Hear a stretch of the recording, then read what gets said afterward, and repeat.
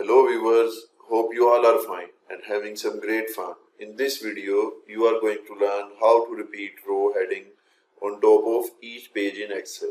For example, we have this data, and if we will go in print preview, you can see the heading is appearing on first page only. And if you go to page 2, 3 or 4, there is no heading on the top of the page. So if you want to repeat this row on top of each page, just go in page layout and here click on print titles, and here you can see rows to repeat at top. Click here and select the row which you want to repeat. Yeah, I have selected this one.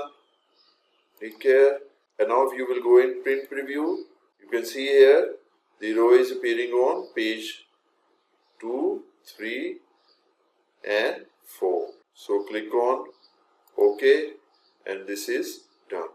So this is how you can repeat row heading on top of each page in Excel. In the end, if this video has helped, please like and share this video and subscribe our channel. Thank you.